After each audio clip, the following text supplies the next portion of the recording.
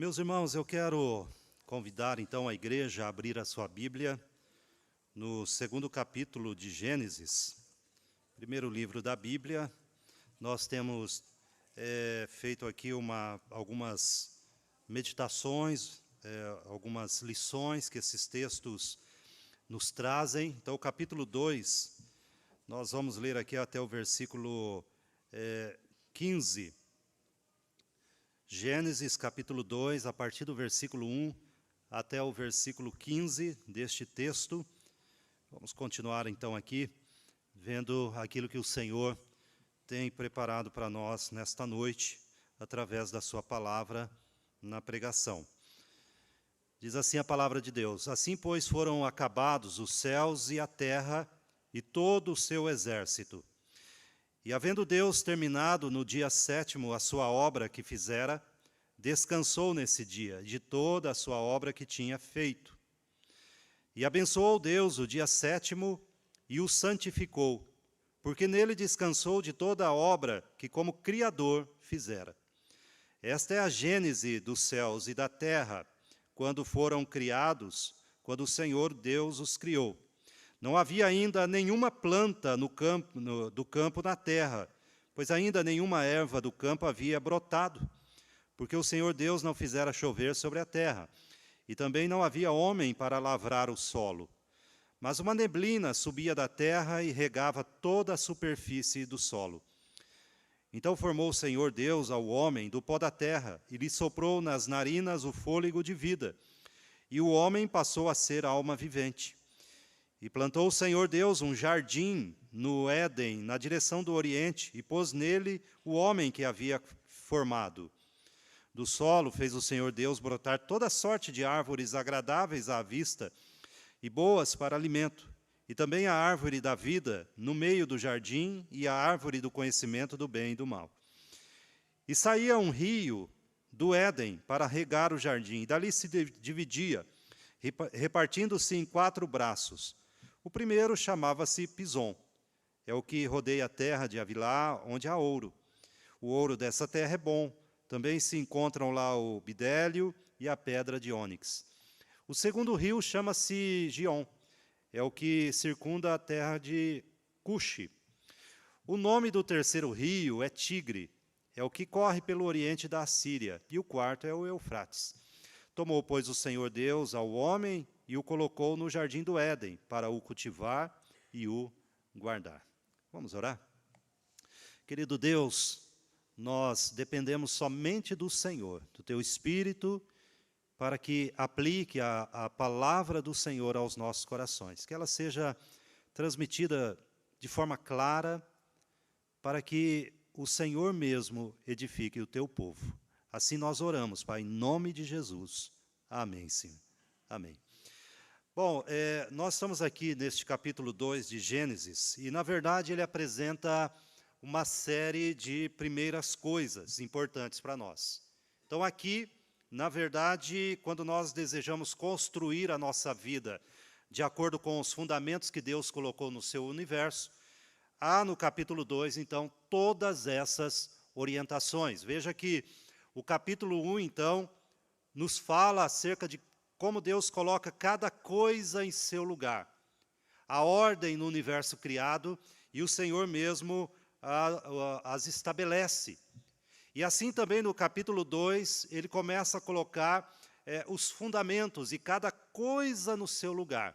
E nós temos aqui, em todo o capítulo 2, 4 fundamentos importantes. Na verdade, desses 4 fundamentos colocados aqui, no capítulo 2, nós vamos ver 2 deles hoje, depende, então, toda a nossa vida e como nós enxergamos tudo o que há em nosso lugar. Veja que o Senhor não nos deixou, no momento da sua criação, às cegas. Na verdade, Ele deu princípios aqui que norteiam a nossa vida. Então, esses fundamentos são o descanso, o trabalho, a adoração e o casamento, o lar cristão, a família. Desses fundamentos, então, alicerçados, ancorados aqui no capítulo 2, se desdobra, então, em toda a Bíblia, como o homem vive naquilo que o Senhor estabelece. Então veja que ele começa falando sobre o descanso, aqui então visto como o sábado, o 7º dia. Entendam que o primeiro ensinamento que nós temos aqui, quando nós lemos no capítulo 2, dos versículos 1 a 3, quando diz então que o Senhor termina, veja que o versículo 1 ele vai dizer assim: pois foram acabados o céu e a terra e todo o seu exército. Quando Deus cria então toda a realidade que nós conhecemos e desconhecemos, porque como nós já havíamos falado na semana passada, o homem ainda não conhece nem mesmo arranha toda a criação de Deus, seja ela no macrocosmos ou no microcosmos, quando nós lembramos aí da vida existente, que nós nem podemos enxergar dos micro-organismos que existem. Então, toda esta realidade que Deus cria, neste momento, ele olha agora e ele vê que é bom. E agora, ao descanso, a partir do versículo 2, nós encontramos o texto falando: e havendo Deus terminado no dia 7º a sua obra que fizera, descansou nesse dia de toda a sua obra, a sua obra que tinha feito. E não só isso, mas o versículo 3 diz que ele abençoa este dia e santifica este dia, porque ele descansa nele. Veja que a palavra de Deus nos diz lá em Isaías 40, versículo 28, que Deus não se cansa. Deus não se cansa e nem se fatiga. Então nós não podemos pensar que esse texto esteja falando de uma exaustão de Deus. Quando nós mesmos, quando trabalhamos e viramos a hora, trabalhamos além daquilo que é normal no dia, e entra outro dia, e trabalhamos toda a semana, há uma exaustão em nós, há um descanso, e nós precisamos repousar o nosso corpo. Não é disto que o texto está falando. O Senhor Deus não se cansa. Não há uma exaustão divina registrado nesse texto aqui. Na verdade, o que o texto está nos apontando é uma comemoração. Deus está comemorando a sua obra feita. E agora também, além disso, ele está estabelecendo um padrão para o homem. E talvez esse seja um dos ensinos aqui, quando, olhando dessa perspectiva, nós podemos ver o padrão de Deus, quando o homem, então, se dedica, assim, ao trabalho, mas, de igual modo, ele deve se dedicar ao descanso, a descansar da obra feita. Entretanto, mais do que isso, nós vamos ver nesse texto. E daqui a pouco nós vamos falar do que o Senhor, então, e a palavra de Deus pretende. Mas é interessante, primeiro, olharmos aqui que este é um descanso pessoal do nosso Deus. Como nós falamos, ele não precisa descansar, porque não há qualquer sombra de fadiga em Deus, mas nós podemos ver que esse dia aqui, então, ele é um dia especial. Não é mencionado nele tarde e manhã, o que indica que esse descanso aqui de Deus, esse descanso pessoal de Deus, não tem fim. O descanso de Deus não tem limite. Poderíamos até pensar assim, bom, quando Deus olha a sua obra e descansa da sua obra, ou seja, comemora aquilo que ele havia feito, o Senhor repousa da sua obra, ele é só incomodado novamente no capítulo 3 com o homem, né? Quando o homem peca, então podemos dizer que ele interrompe o seu descanso para procurar Adão e Eva para tratar com eles. E nós vemos isso acontecendo ali no capítulo 3 de Gênesis. Mas nós não vemos aqui qualquer registro, então, de Deus abençoando qualquer outro dia da criação. Nós vemos registro de Deus abençoando a sua criação, mas não especificamente um dia da criação, como o Senhor abençoa este dia. Nós vemos então também o Senhor não só separando e abençoando este dia, mas também o santificando. E nós começamos então a entender que o Senhor tem um propósito especial em fazer tais coisas. Bom, se esse é um descanso pessoal de Deus, e ele foi criado exatamente para mostrar que o Senhor Deus abençoa esse descanso nele, nós também vemos a palavra de Deus dizendo que o Senhor, então, estabelece a nação de Israel um sábado nacional. Israel agora deveria separar um dia da semana, o qual é denominado como Shabá, o sábado, e apesar da semelhança, não tem a ver com o nosso dia da semana, e o Senhor relaciona este dia com a sua criação, com a história sagrada.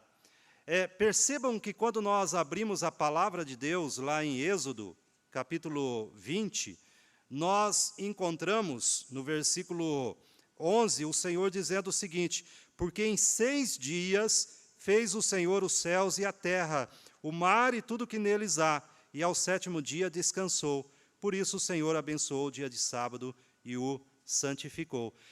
Quando os israelitas, então, cessavam a sua atividade no sábado, eles tinham que lembrar da história da criação.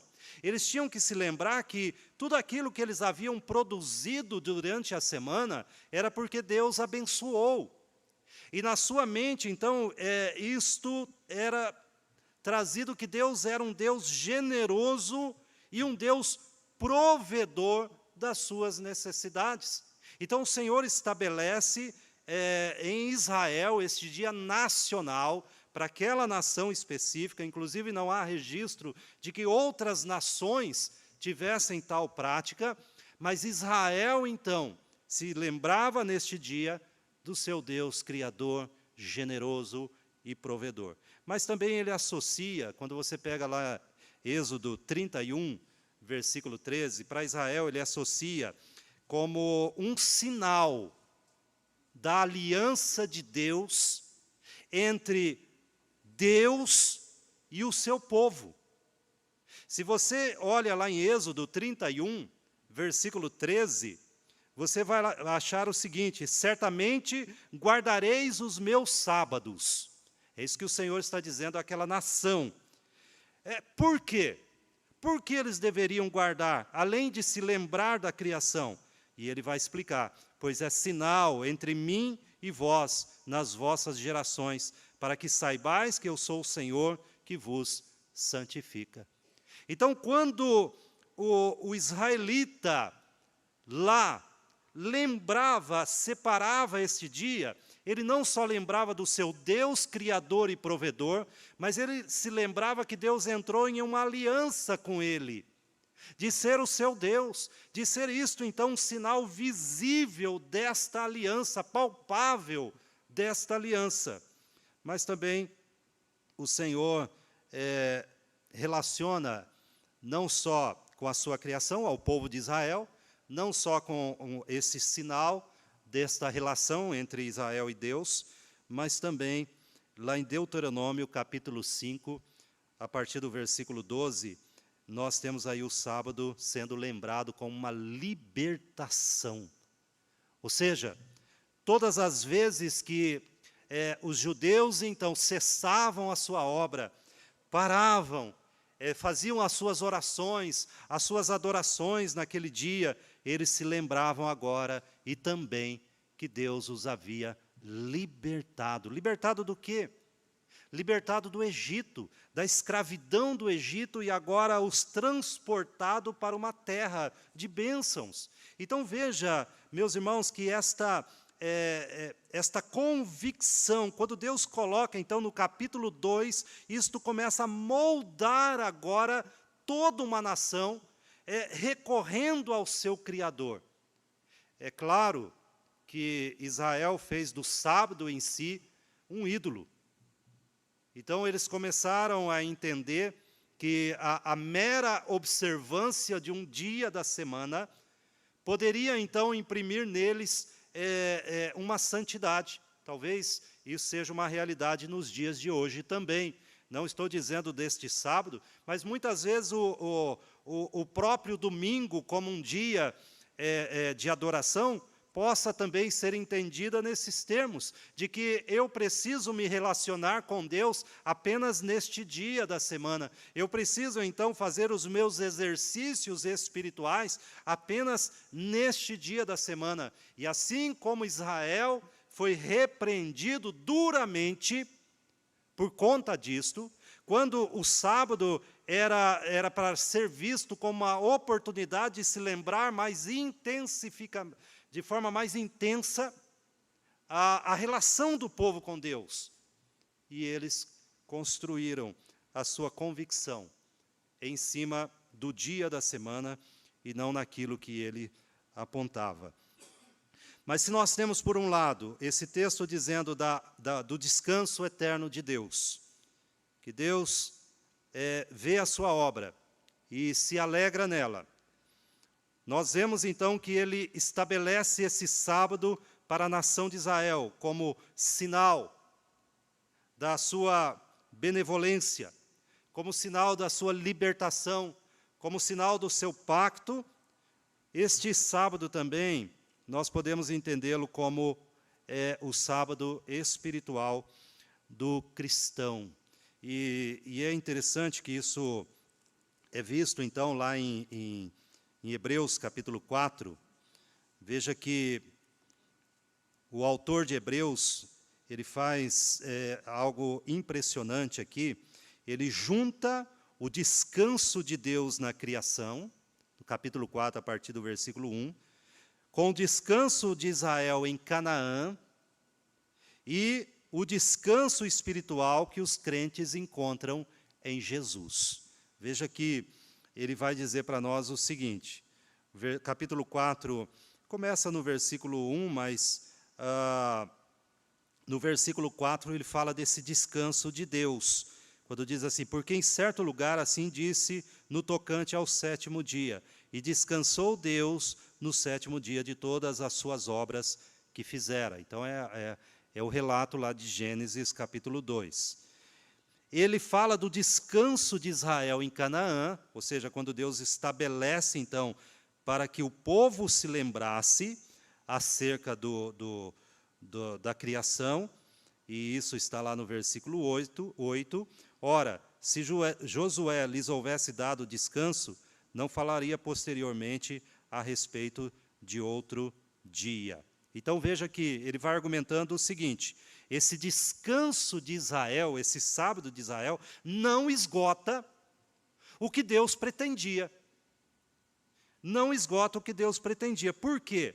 Porque o que Deus pretendia está relacionado agora no versículo 9 a 11, que é falar do descanso que nós encontramos em Jesus. Percebam então que lá no capítulo 2 de Gênesis, quando fala do descanso, nada mais é do que apontar o Senhor Jesus. E aí então ele vai dizer: portanto, resta um repouso para o povo de Deus. Ora, não é o repouso de Deus em si, não é o repouso como dia da semana sábado, e o texto diz: não, resta um repouso para o povo de Deus. E qual é este? E ele vai dizer no versículo 10, porque aquele que entrou no descanso de Deus, também ele mesmo descansou de suas obras, como Deus das suas. Esforcemo-nos, pois, por entrar naquele descanso, a fim de que ninguém caia segundo o mesmo exemplo de desobediência. Veja, meus irmãos, que o que o autor de Hebreus está querendo nos ensinar aqui, que aquilo que o Senhor estabelece no princípio, falando de um descanso, nada mais é do que Jesus Cristo se colocando como o verdadeiro descanso. Então, qualquer concentração num dia da semana não é aquilo que o texto pretendeu, aquilo que o texto nos traz. Mas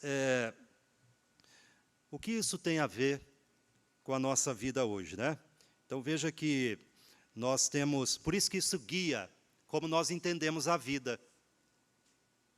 As pessoas que não têm os princípios da palavra de Deus, como eles constroem a sua vida?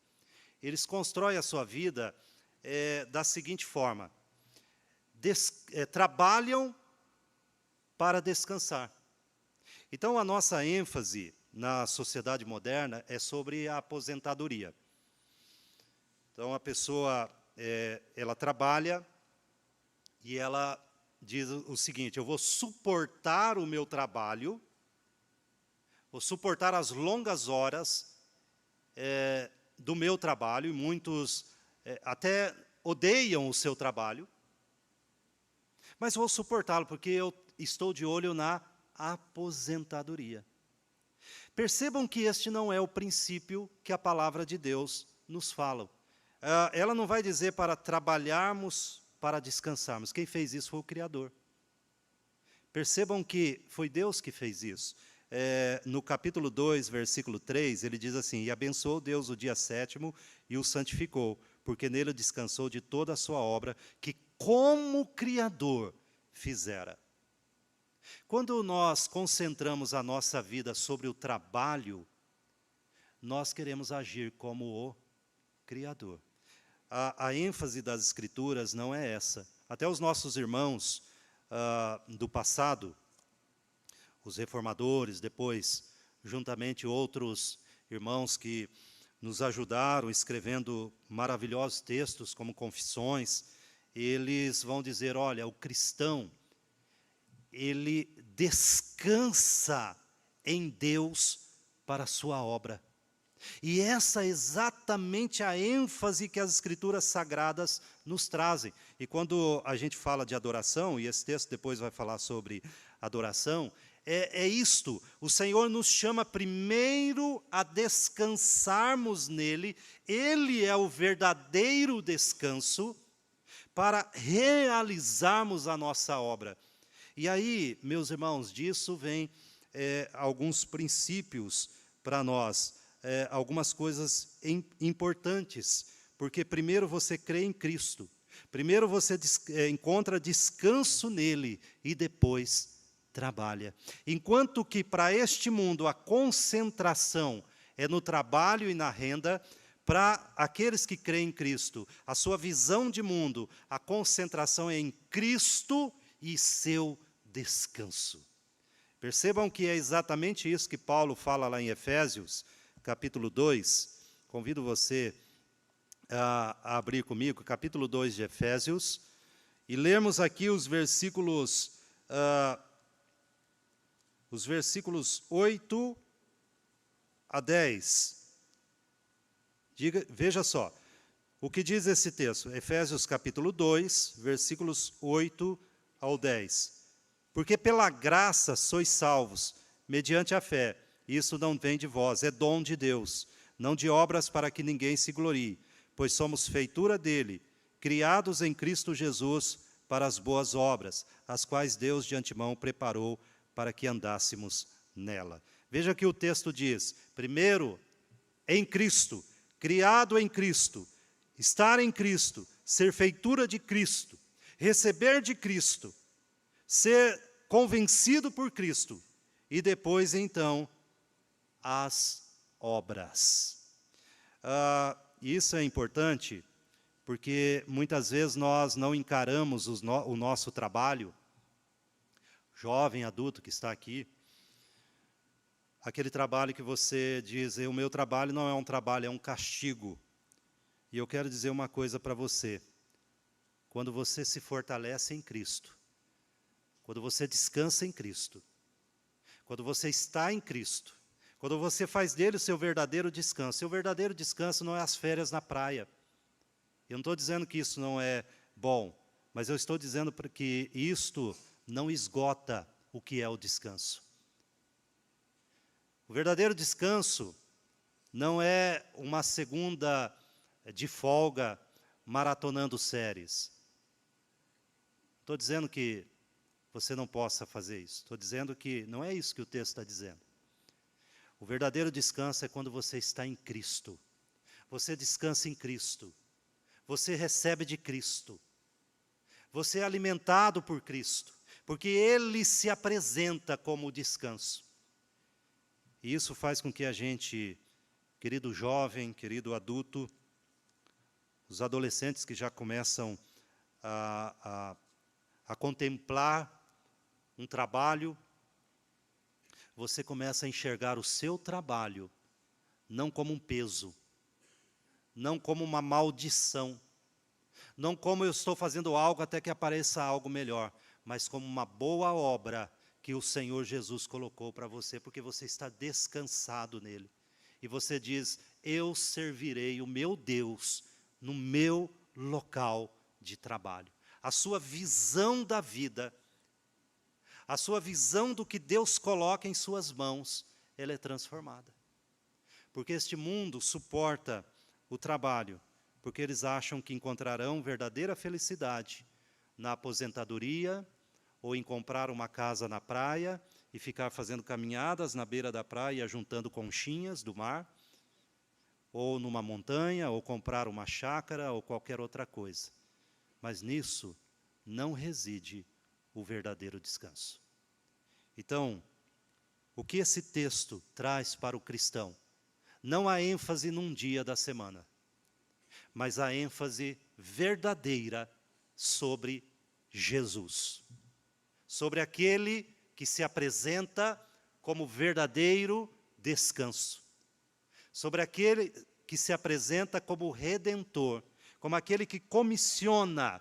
Muitas vezes a gente acha que o trabalho para o Senhor é apenas na igreja.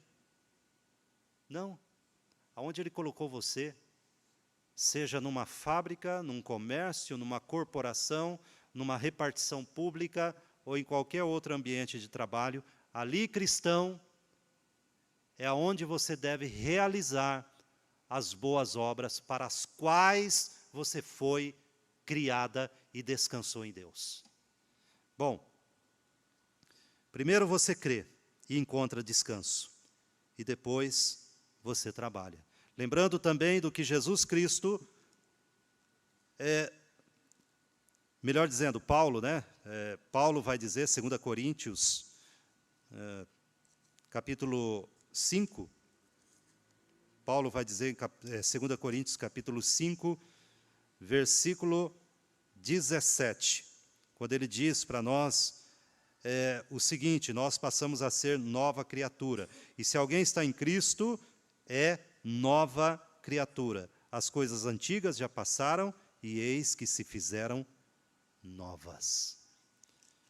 Mas também esse texto, ele não só fala do descanso, mas ele fala do trabalho. Se você ir até do capítulo 2 de Gênesis, do versículo 4 até o versículo 14, nós encontramos agora o trabalho, versículo 15, melhor dizendo, né? Nós encontramos aqui o trabalho. Então, nesses versículos, Moisés, então, ele conta, não só reconta, né, a história da salvação, ele conta essa mesma história com uma outra ênfase, e ele dá alguns detalhes necessários aqui para os acontecimentos que virão pela frente. Então, Gênesis capítulo 2, versículo 4, diz assim, esta é a gênese dos céus e da terra. Na verdade, aqui existem 11 declarações como essa, falando de gerações, né, que marcam o progresso, então, do que Deus vai fazendo na história da humanidade. Mas aqui é a primeira. Ele vai dizer, olha, então começa aqui, esse é o início. Esse é o início. Tudo, se você pegar este início aqui, esta gênese, ou seja, esta origem, e aplicar à sua vida, certamente o Senhor, então, estará em sua vida. Ele guiará a sua visão de mundo. Então, essas 11 declarações de início, né, de gerações, declarações sobre as gerações, a primeira delas, talvez, é a mais importante que nós podemos encontrar aqui. Porque aqui marca como Deus, então, não só quer trazer ordem à sua criação, mas Ele quer trazer ordem ao homem naquilo que ele deve realizar. Então, Adão é o trabalhador. Adão é o trabalhador. Ele recapitula aqui o terceiro dia, que está lá no capítulo 1, versículos 9 a 13, quando ele começa, então, a trazer relva, erva sobre a terra. E lembrando, então, que neste momento não há chuva. A chuva só vai acontecer lá no capítulo 6. O texto diz que o que acontece aqui é uma névoa que sobe da terra. O versículo 5 diz assim: não havia ainda nenhuma planta do campo na terra, pois ainda nenhuma erva do campo havia brotado. Por quê? E ele explica: porque o Senhor Deus não fizera chover sobre a terra, e também não havia homem para lavrar o solo, mas uma neblina subia da terra e regava toda a superfície do solo. Então, este solo preparado agora receberia Adão, o trabalhador, aquele, então, que traria ingerência na obra da criação. Eu estava lendo uma história, e essa história, então, falava de um homem que tinha um terreno, e esse terreno estava abandonado. Havia muito entulho ali, pedras, estava um terreno abandonado. E ele, então, compra esse terreno e decide plantar ali um pomar, com muitas frutas e toda espécie de legumes, etc. Ele resolveu fazer ali um pomar. E ele levou dias só para tirar o entulho, as pedras e o lixo daquele local. Dias. Quando ele tirou todo aquele entulho, todo aquele lixo, ele começou, então, a preparar o solo. E quando ele começou a preparar o solo, aquele terreno já começou a ficar irreconhecível. E ele começou a plantar. Quando o solo também levou muitos dias para que esse solo fosse preparado adequadamente, e as sementes lançadas ali começaram a brotar. E, finalmente, aquele pomar que ele desejou aconteceu. Ele estava pronto. E alguém passa por ali, então, e admirando aquele pomar, ele vendo ali aquele homem atarefado, cuidando do seu pomar, ele diz assim: nossa, Deus realmente deu um terreno muito bonito.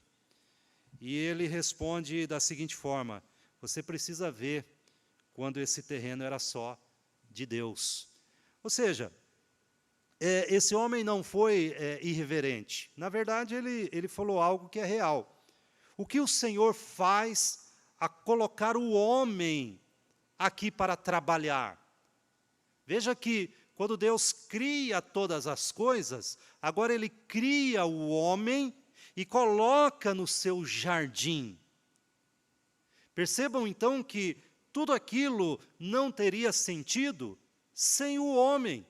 O Senhor o coloca no seu jardim e diz para ele que ele deveria agora cultivar e guardar. E certamente essa é a função do homem em todo o aspecto aqui, não só no aspecto físico, mas em todo o aspecto o homem deveria agora cumprir essa responsabilidade. E é com essa ingerência do homem sobre a criação que as coisas, então, começaram e começariam a dar resultado. Não era mais apenas um terreno, não era mais algo que estava vazio, mas agora o homem, o trabalhador que Deus coloca, constrói algo maravilhoso pela graça do Senhor. O mesmo Deus que ordena o fim, o que nós vemos aqui no texto, Deus ordena o fim. Qual é o fim? Um belo jardim. Um belo jardim.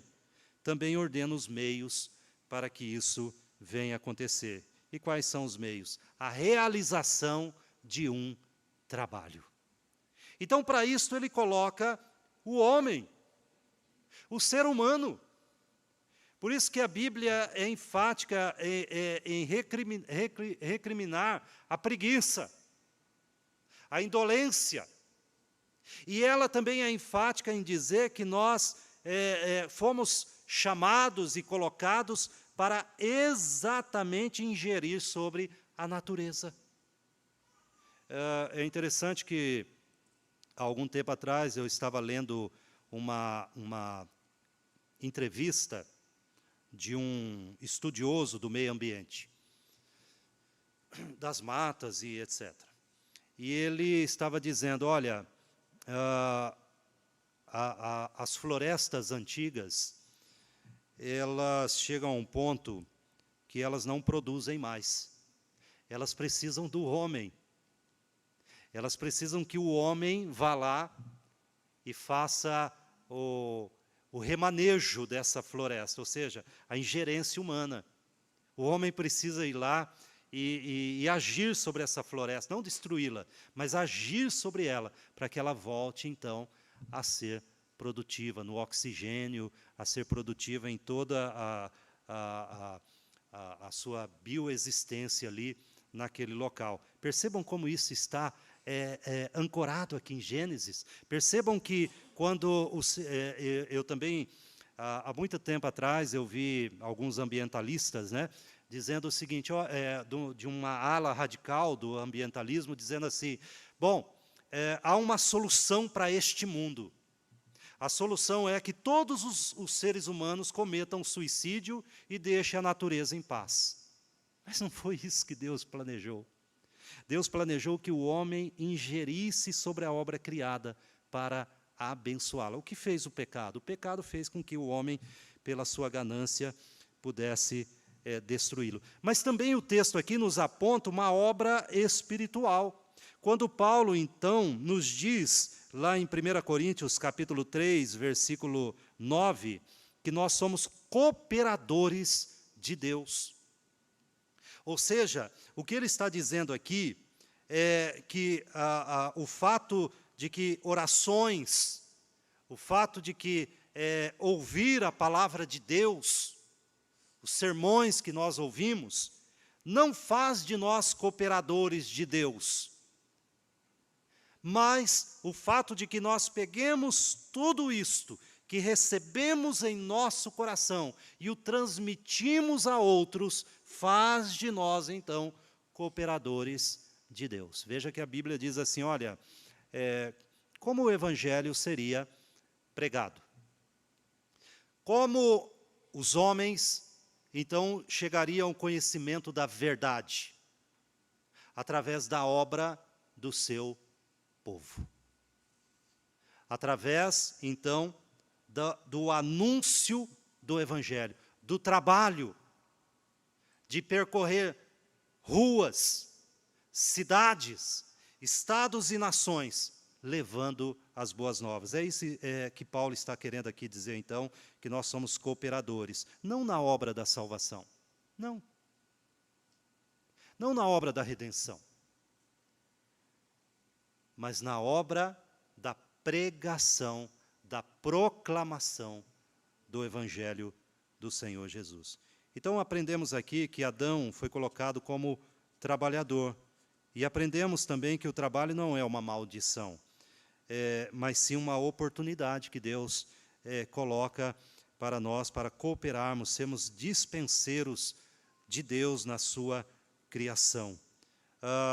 A questão do trabalho como árduo aconteceu após a queda, quando o homem, então, por razões pecaminosas, como o egoísmo e outras ganâncias em seu coração, o trabalho se torna árduo. Capítulo 3 de Gênesis, versículo 17, diz assim, Adão disse, visto que atendeste à voz de tua mulher e comeste da árvore que eu te ordenara, não comesses, maldita é a terra por tua causa. Em fadiga obterás dela o sustento durante os dias da tua vida.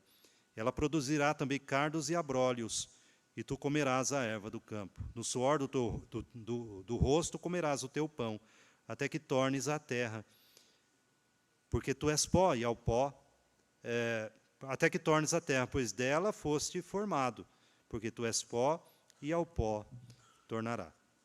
Veja que Deus cria o trabalho não depois da queda. Muitas vezes a gente acha isso, né? Trabalho foi por causa da queda. Antes da queda, o homem não tinha trabalho. Mas observem que não é o ensino bíblico. Capítulo 2, versículo 15, diz assim: Tomou, pois, o Senhor Deus ao homem e o colocou no jardim do Éden. Para quê? Para o cultivar e o guardar. Mas agora as motivações do coração do homem faz com que tudo lhe seja mais pesado. Percebam que quando um pai, uma mãe, ou mesmo um jovem, vai escolher a sua carreira, a sua profissão, aquilo que ele fará, nós escolhemos talvez com critérios equivocados. Primeiro, escolhemos não entendendo que aquilo então é uma obra que o cristão faz por causa de Jesus. Primeira coisa, ele não entende porque ele recebeu o descanso de Deus em Cristo, agora o Senhor o coloca em atividade. Ele não entende isso, ele acha que vida espiritual e trabalho são coisas separadas. Uma coisa não tem nada a ver com outra. Eu suporto o trabalho e eu não relaciono a obra de Deus nele, porque eu preciso do dinheiro e só isso. Eu acho que do trabalho a única coisa que Deus abençoa é o meu salário no final do mês. Esse é um equívoco.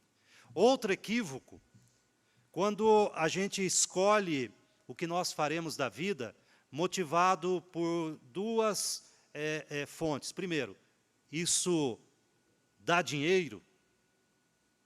Então os pais dizem para os filhos: meus filhos, não escolha essa carreira não, isso aí não dá dinheiro.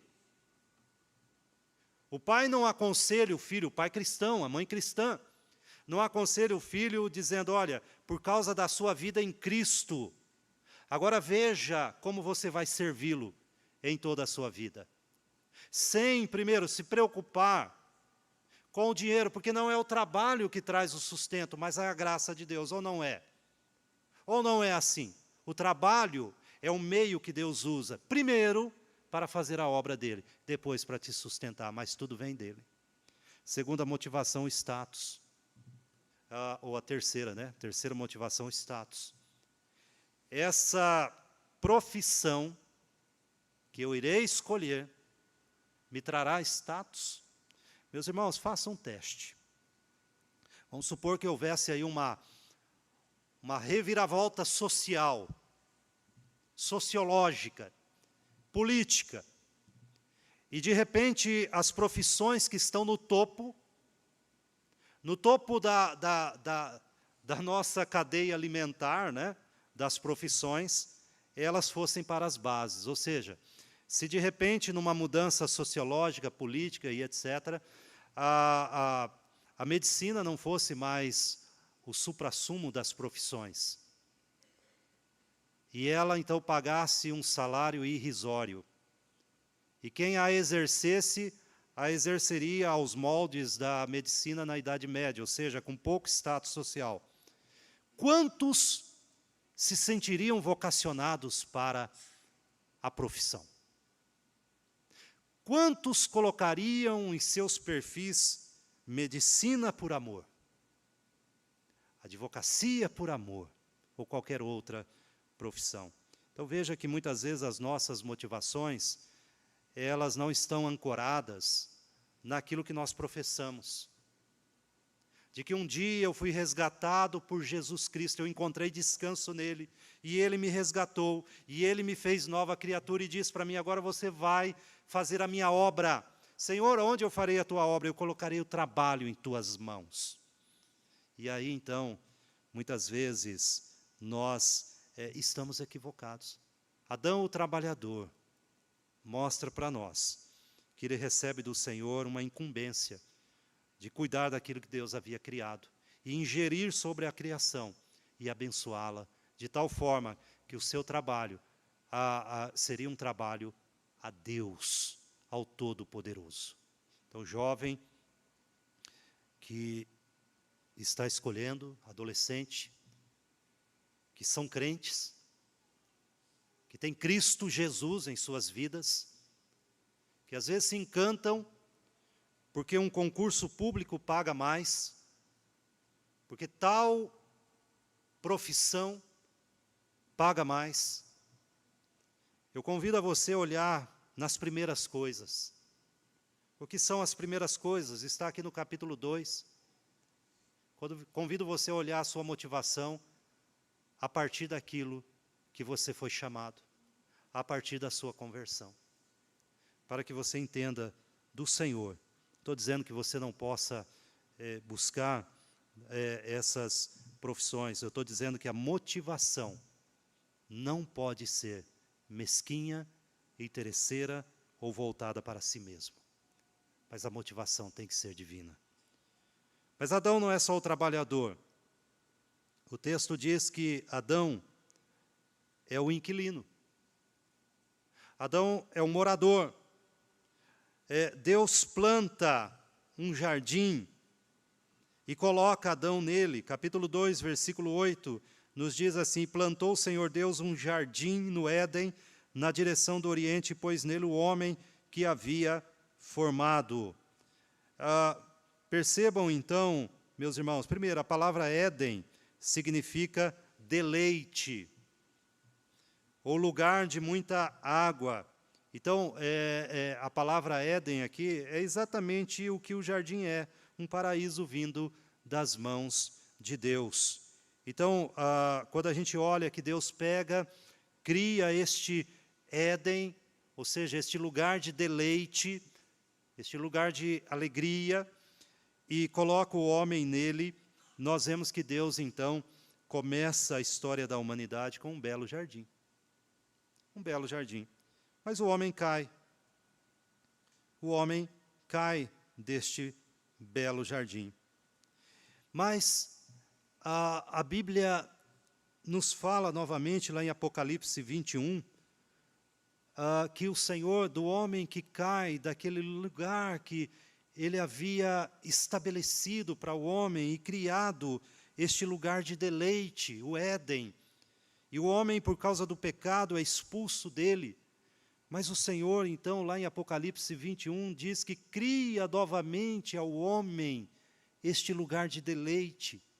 O que trouxe essa mudança de Deus, então, expulsando o homem, dizendo ao homem que ele não é mais bem-vindo no lugar de deleite, naquele jardim. Este inquilino, então, é despojado dali, é jogado fora do seu lugar. Agora, em Apocalipse 21, nós vemos Deus novamente chamando o homem para um novo lugar de deleite, e nós vemos lá a menção da Nova Jerusalém. O que mudou essa mudança? O que ocasionou essa mudança em Deus? O que trouxe ainda isso? Da expulsão de um jardim, do recebimento em outro. Aí nós vemos na história, né, que foi outro jardim que causou essa mudança. E a gente lembra lá do Getsêmani, quando o Senhor, então, naquele jardim, no Getsêmani, orando a Deus, e Ele coloca, então, a sua resolução firme diante do Senhor. Quando Ele ora e diz o seguinte: Senhor, afasta de mim este cálice.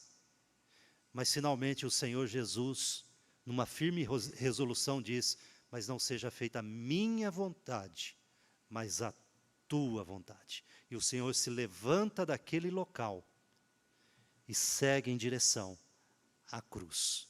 E foi por causa disto que o homem expulso daquele lugar, do lugar de deleite, agora é recebido na Nova Jerusalém, por causa de Cristo, da resolução firme do nosso Redentor, de que o homem agora, que cresce, pudesse então adentrar no jardim preparado pelo Senhor.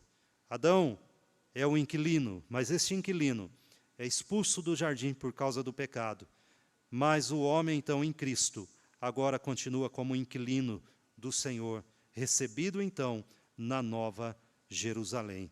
Bom, o texto fala aqui, né, da localização. É lógico que ninguém conseguiu localizar essas referências aqui, determinar a localização exata, e nem essa a intenção do texto.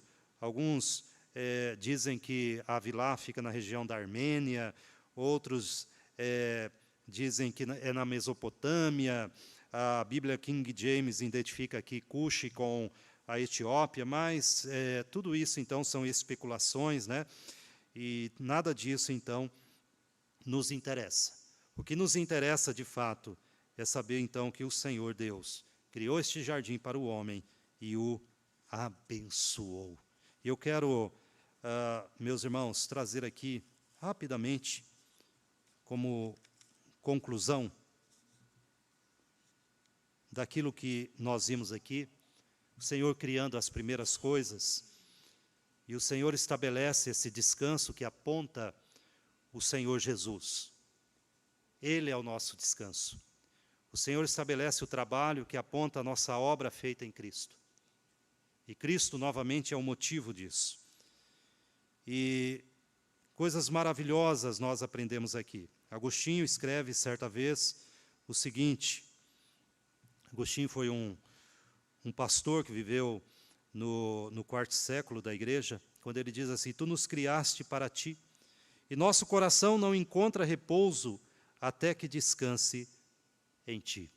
Eu creio que essa mensagem é a primeira mensagem que nós podemos fazer aqui, lembrando então o que Jesus Cristo nos disse lá em Mateus 11. Eu quero que você possa acompanhar também aqui na projeção, em sua Bíblia, Mateus capítulo 11, quando o Senhor Jesus, ele se apresenta como esse repouso, ele se apresenta como esse descanso, e ele convida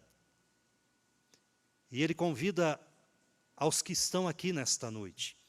Não é o repouso do seu corpo físico, não é o convite para umas férias, nada disso.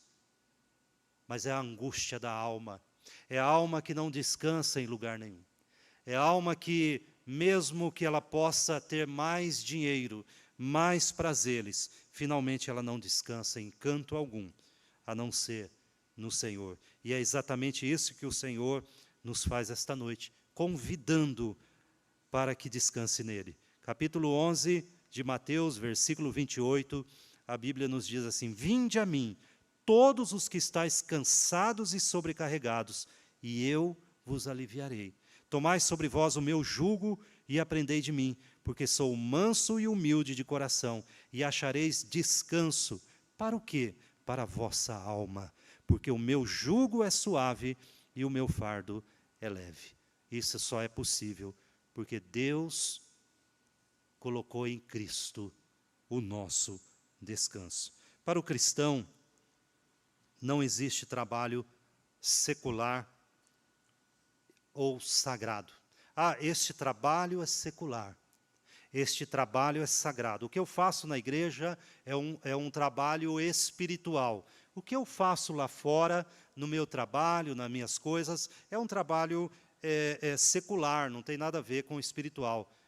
Eu quero convidar você nesta noite, que é crente, a ter um outro entendimento das primeiras coisas. Não foi assim que Deus estabeleceu. Essa é uma deturpação do pecado. Na verdade, toda a obra que Deus coloca em suas mãos, tudo aquilo que você faz, você deve entender que você o faz por causa de Jesus. Você foi criado espiritualmente para isto. Então, querido irmão, irmã que aqui estão, que às vezes está chateado com o seu trabalho, que às vezes o encara como um mal necessário, eu quero convidá-lo a olhar redentivamente para ele.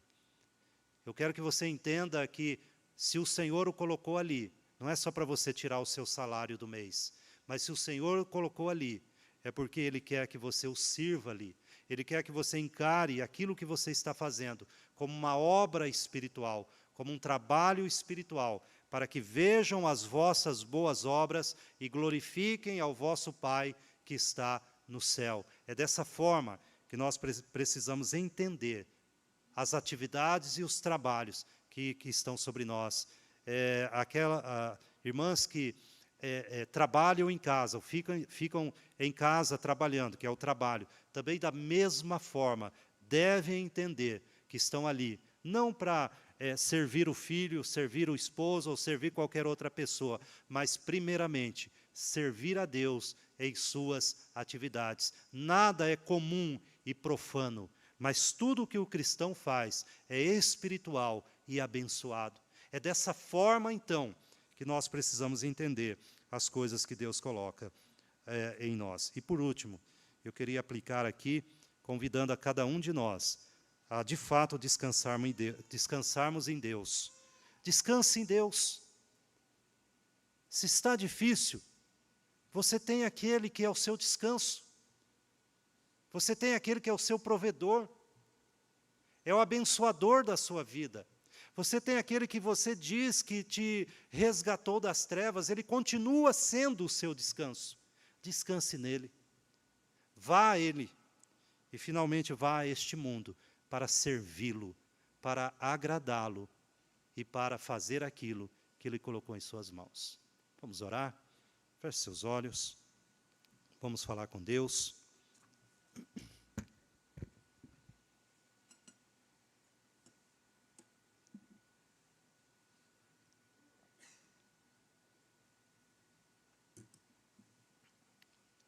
Pai Celestial, nós estamos aqui esta noite, Pai, porque nós confiamos, nós cremos na Tua palavra. Ela é a palavra do Senhor. Ela guia, e ela tem guiado por todas as eras, homens e mulheres que têm vivido por ela. E a palavra do Senhor nunca nos decepciona. Cristo Jesus trago a nós o descanso. E finalmente, trará o descanso eterno em Tua presença. Ó Senhor, alimenta a nossa alma com a verdade da palavra do Senhor. Cada um de nós que aqui estamos, que às vezes andam tristes, aborrecidos, decepcionados com o trabalho, com a profissão, com o que ganha. Ó Pai, que o Senhor continue se apresentando como o verdadeiro descanso, o verdadeiro supridor, e aquele, Pai, que coloca em nossas mãos a obra do Senhor. Que a gente não esqueça disso, Pai. Que as nossas motivações não sejam as motivações deste mundo. Que a nossa visão das coisas não seja a visão deste mundo, mas da palavra do Senhor. Nós fomos chamados para vivermos o mundo que o Senhor criou e estabeleceu, para glorificarmos o Teu nome nele. Nos ajude a fazer isso, Pai. Que a igreja não receba a coloração deste mundo, as cores deste mundo, mas receba as cores, a influência daquele que é o cabeça dela, Cristo Jesus. Sê conosco, Pai. Nos abençoe. Nós pedimos pelas nossas famílias, pelos nossos filhos, pelas crianças que estão crescendo, e elas cresçam ouvindo a palavra do Senhor. Tenha misericórdia de nós e abençoe-nos, Pai. Assim nós oramos em nome de Jesus. Amém, Senhor.